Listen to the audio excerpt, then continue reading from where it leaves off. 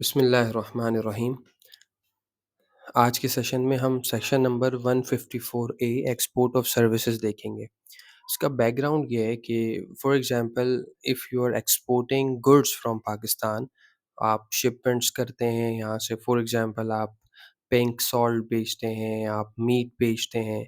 तो आप जो एक्सपोर्ट्स करते हैं गुड्स की, तो उसके लिए तो सेक्शन नंबर 154 है जिसमें ये बात कही गई है कि जो भी एक्सपोर्ट प्रोसीड्स आती हैं पाकिस्तान में 1% प्रोसीड रियलाइज़ेशन पे बैंक डिडक्ट कर लेता है और वो आपकी फाइनल टैक्स लायबिलिटी होती है। लेकिन ऐसा भी तो हो सकता है कि आप पाकिस्तान में बैठे हैं और गुड्स की एक्सपोर्ट ना करें आप सर्विसेज़ एक्सपोर्ट कर दें। सर्विसेज़ एक्सपोर्ट कैसे होगी? फॉर एग्ज़ाम्पल आप पाकिस्तान में मौजूद हैं, आपका कोई स्टूडेंट है जो कि यूएस के अंदर और यूके के अंदर बैठा है और आप उसको पढ़ा रहे हैं।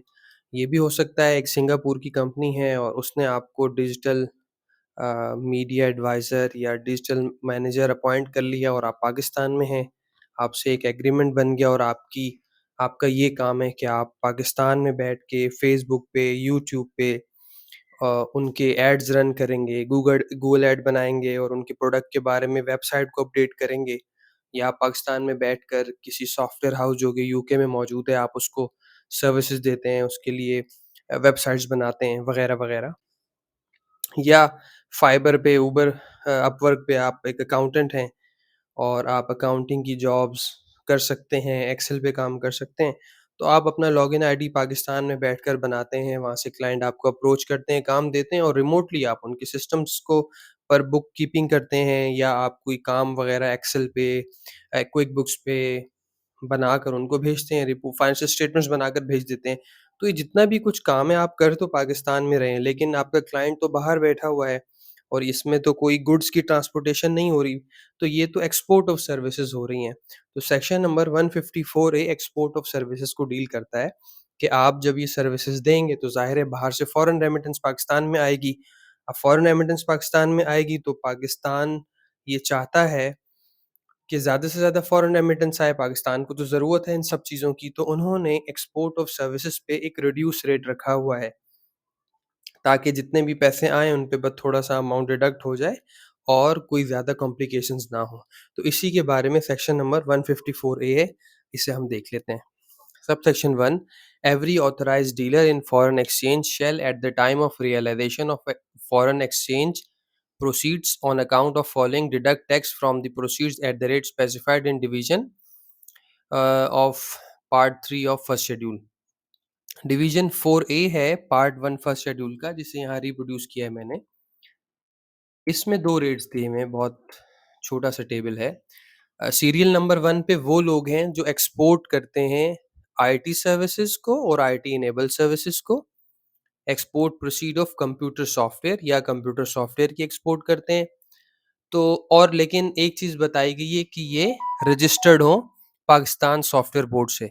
सो अगर कोई इंडिविजुअल है या कोई पार्टनरशिप फर्म है या कोई लिमिटेड कंपनी है और उसका कोर काम ये है कि वो सॉफ्टवेयर बनाकर एक्सपोर्ट कर रहे हैं या आईटी इनेबल सर्विसेज एक्सपोर्ट कर रहे हैं और उनका स्टेटस ये है कि वो पाकिस्तान सॉफ्टवेयर एक्सपोर्ट बोर्ड पीएसईबी से रजिस्टर्ड हैं, तो उनकी जो भी रियलाइजेशन बैंक में आएगी तो बैंकर क्या करेगा, सिर्फ 0.25% ऑफ प्रोसीड अमाउंट डिडक्ट कर लेगा और इन अदर केस 1% हो जाएगा। जाहिर है अदर केस, फॉर एग्जांपल आप अगर इंडेंटिंग का काम करते हैं तो आपको बाहर से कमीशन आएगा, ये भी आपकी इंडेंटिंग सर्विसेज हैं, तो उस पे 1% होगा क्योंकि वो आईटी सर्विसेज में नहीं आता, ना आईटी इनेबल सर्विसेज में आता है, ना कंप्यूटर सॉफ्टवेयर की एक्सपोर्ट में आता है।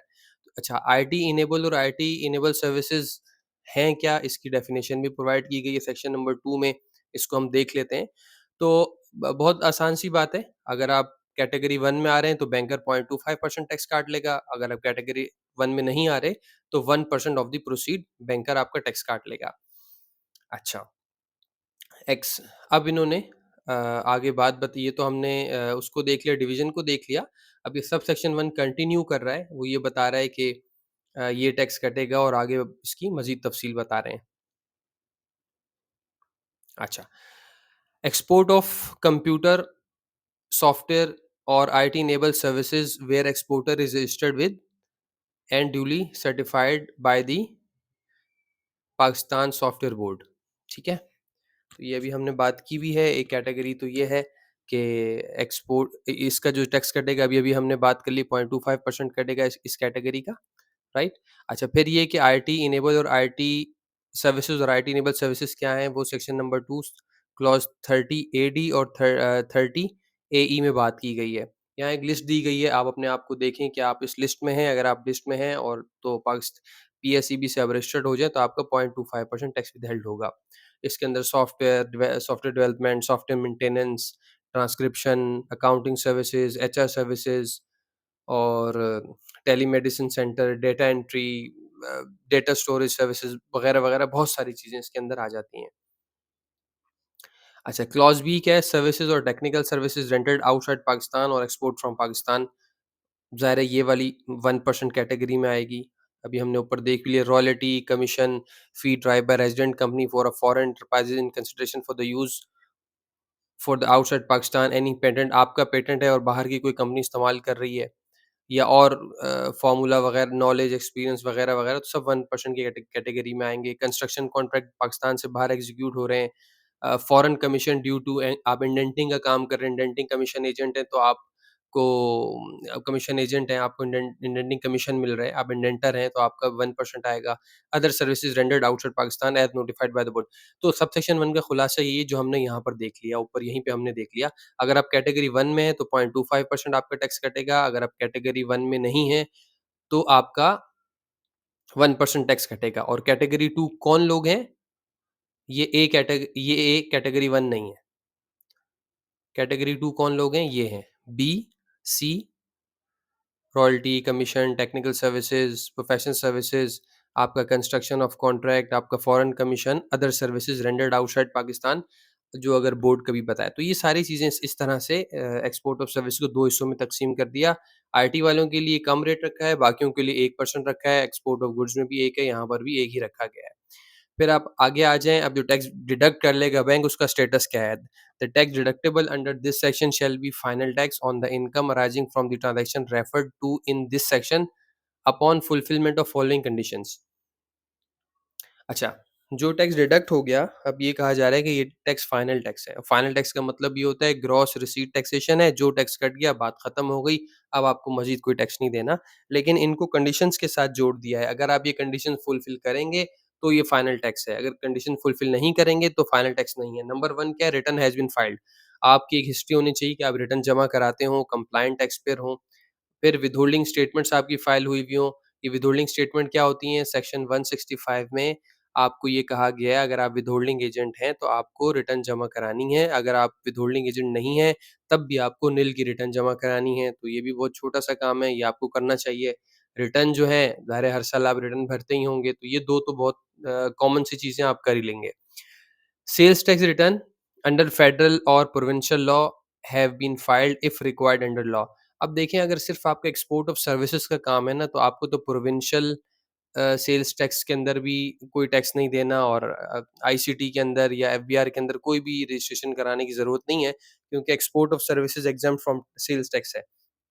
तो यहाँ यही बात की गई है, अगर आपको कानून के मुताबिक, लेकिन इसमें ऐसा है, फॉर एग्ज़ाम्पल अगर आप एक ऐसे सॉफ्टवेयर हाउस हैं कि आप कुछ सर्विसेज़ पाकिस्तान में भी दे रहे हैं, कुछ एक्सपोर्ट भी कर रहे हैं, तो इस सूरत में आपको रजिस्टर होना पड़ेगा। तो आपको सेल्स टैक्स रिटर्न आपकी एसआरबी के पास या पीआरआई के पास जमा करानी चाहिए। तो थर्ड कंप्लायंस ये हो गई कि आपको अगर सेल्स टैक्स रिटर्न जमा कराने की ज़रूरत है, तो ये भी जमा करानी चाहिए। अब इसके अंदर ये भी था कि कुछ लोगों को ज़रूरत नहीं थी, तो उन लोगों ने भी रजिस्ट्रेशन करा ली ताकि हम इस कंडीशन को मीट कर लें, कोई क्यूरी ना निकाल दे, "भई आपने रिटर्न जमा क्यों नहीं कराई? आपको तो आप सर्विस प्रोवाइडर हैं और आपकी जो सर्विसेज़ हैं टैक्सेबल कैटेगरी में हैं। ठीक है, आप लोकल नहीं दे रहे लेकिन एक्सपोर्ट कर रहे हैं, लेकिन रजिस्ट्रेशन कराना चाहिए थी।" तो ये एक बहस थी। तो फिर लोगों ने क्या किया, रजिस्ट्रेशन करा के वकील लोग क्या कर रहे हैं कि वो निल निल की रिटर्न जमा करा देते थे उनकी, ताकि ये तीनों कंडीशंस फुलफिल हो जाएँ। इस चीज़ को मद्देनज़र रखते हुए अब ये प्रोविज़न, ये वाला जो प्रोविज़न है फाइनेंस एक्ट 2023 में इंसर्ट किया है, वो क्या है कि प्रोवाइडेड दैट कंडी जो अभी जो कंडीशन है ना, ये सेल्स टैक्स वाली जो कंडीशन है, provided that this condition shall not apply in case of an exporter mentioned in clause A of subsection 1। clause A में कौन लोग थे? जो एक्सपोर्ट कर रहे थे आपके कंप्यूटर सॉफ्टवेयर्स को या आईटी सर्विसेज़ को या आईटी इनेबल सर्विसेज़ को। तो अब इस मसले को ख़त्म कर दिया इस फाइनेंस एक्ट में आके कि भई ठीक है, अगर आप सिर्फ़ एक्सपोर्ट कर रहे हैं, सर्विसेज़ तो आपको सेल्स टैक्स में रजिस्ट्रेशन कराने की कोई भी ज़रूरत नहीं है, ताकि ये बहस ख़त्म हो जाए।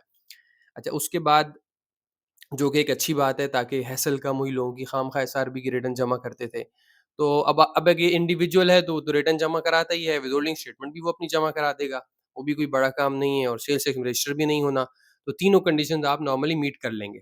अच्छा, डी डी को अगली लाइन से शुरू होना चाहिए था या कनेक्ट हो गया ये डी। डी में लिखा है no credit for foreign taxes paid shall be allowed. ज़ाहिर है, अगर आपने बाहर मुल्क में भी कोई टैक्स दे दिया, तो वो उसका क्रेडिट यहाँ अलाउ नहीं होगा, क्योंकि ये एफटीआर की रिजीम बन रही है, ग्रॉस बेसिस टैक्सेशन हो रही है। ओके, सो इसका मतलब ये हुआ, आप कोई भी पर्सन है, इंडिविजुअल, एओपी और पार्टनरशिप फर्म या कंपनी, आपके पास जो भी पैसे आए, आपने उस पर जो भी टैक्स अदा कर दिया कैटेगरी 1 का या 2 का। कैटेगरी 1 अगर आप आईटी एक्सपोर्टर हैं, आईटी इनेबल सर्विसेज़ के एक्सपोर्टर हैं, कंप्यूटर सॉफ्टवेयर के एक्सपोर्टर हैं और आप पाकिस्तान बोर्ड से, जो बोर्ड है इनका सॉफ्टवेयर बोर्ड, उससे रजिस्टर्ड हैं, तो आपका जो 0.25% कटेगा, दैट्स इट, ये आपकी full and final discharge of liability है।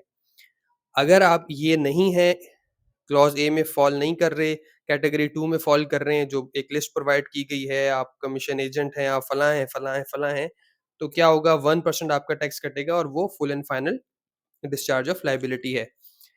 लेकिन कब होगी कि आपको कंप्लायंट आदमी होना चाहिए, यानी आप अपनी रिटर्न जमा कराते हो, विथहोल्डिंग स्टेटमेंट्स आप जमा कराते हो और सेल्स टैक्स रिटर्न आपको जमा नहीं करानी है कैटेगरी 1 के लिए, 2 के लिए बहरहाल अभी भी आपको करानी है। और अगर आप ऐसा सॉफ्टवेयर हाउस हैं जो आप डोमेस्टिक भी काम कर रहे हैं और एक्सपोर्ट भी कर रहे हैं, फिर तो ज़ाहिर है आपको सेल्स टैक्स में रजिस्ट्रेशन करानी होगी और रिटर्न जमा करानी होंगी।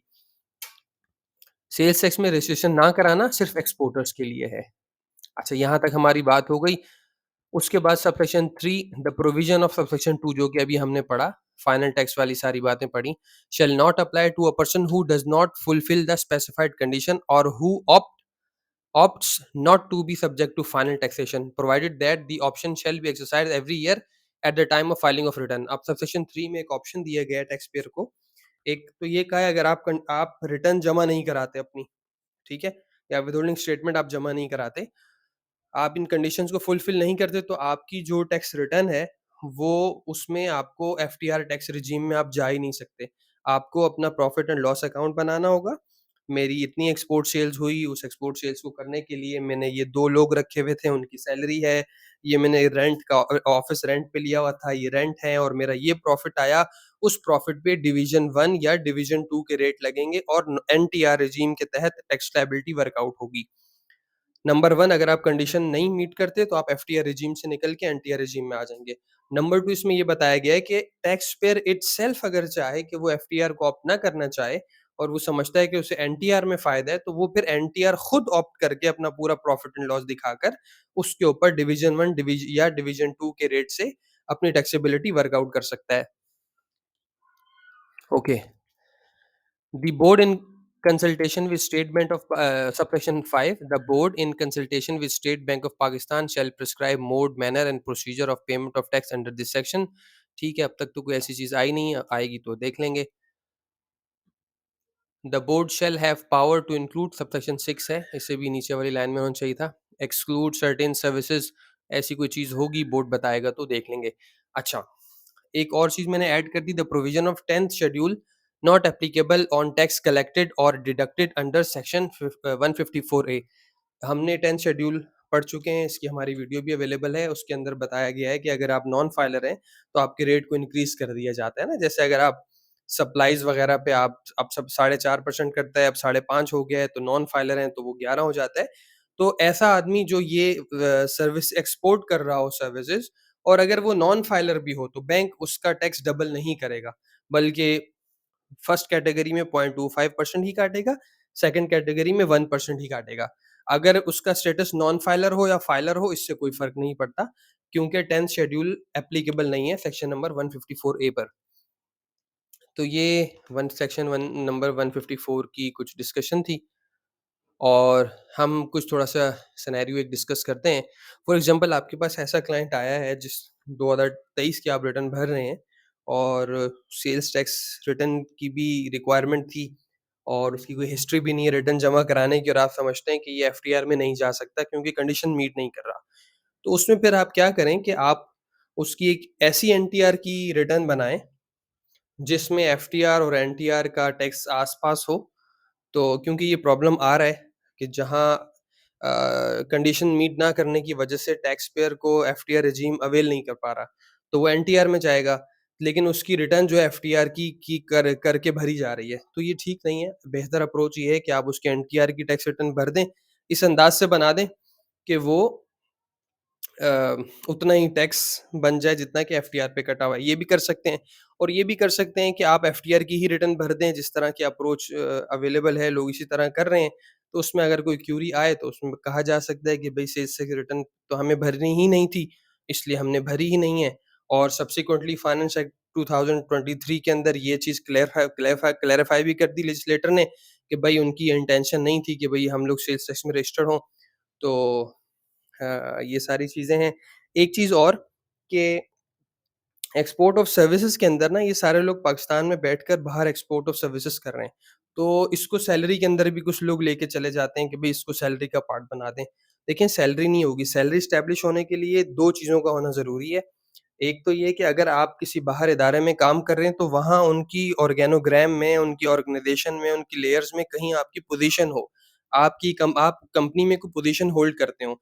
फिर ये कि एक रेगुलर रेम्युनरेशन हो और आपका एम्प्लॉयमेंट रिलेशनशिप एस्टेब्लिश हो रहा हो। यहाँ तो लोगों को कंसल्टेंट्स रखा हुआ है, कोई ऊबर पे काम कर रहा है, कोई अपवर्क पे काम कर रहा है या डिजिटल मार्केटिंग सर्विसेज़ दे रहे हैं, आपको रखा हुआ है प्रोडक्ट्स राइटिंग की प्रोडक्ट्स की डिस्क्रिप्शन लिखने के लिए, वेबसाइट अपडेट करने के लिए, तो आपको अपने आप को आप एम्प्लॉयी बनते ही नहीं है फॉर इनकम टैक्स पर्पज़। हाँ, उस वक़्त बनेंगे आपका कोई वहाँ किसी कंपनी से एम्प्लॉयमेंट अरेंजमेंट हो जाता है। आपको कोई employment offer letter, employment agreement letter मिल जाता है, जिससे आप उनकी ऑर्गनाइज़ेशन में कोई पोज़ीशन होल्ड कर लेते हैं और एक रेगुलर रेम्युनरेशन मिल जाती है, तो फिर वो सेक्शन 154 का पार्ट नहीं बनेगा, वो फिर सेक्शन नंबर 149 का एरिया होगा। फिर वहाँ सैलरी को देखेंगे कि क्या है, एग्ज़ेम्प्ट है, नहीं है। नॉर्मली वो इसलिए एग्ज़ेम्प्ट हो जाती है क्योंकि आप सैलरी पे इन फॉरेन कंट्री अगर आप टैक्स दे देते हैं, तो वो यहाँ आपके पास एग्ज़ेम्प्ट इनकम के तौर पर आ जाती है। तो ये छोटी-सी डिस्कशन थी सेक्शन नंबर 154 से। हम इंशाल्लाह एक न्यूमेरिकल भी कर लेंगे जिसके अंदर डिविडेंड को और सेक्शन 154 ए की इनकम को डिस्कस भी कर लेंगे ताकि मोर मोर क्लैरिटी आ जाए इंशाल्लाह। अस्सलाम वालेकुम।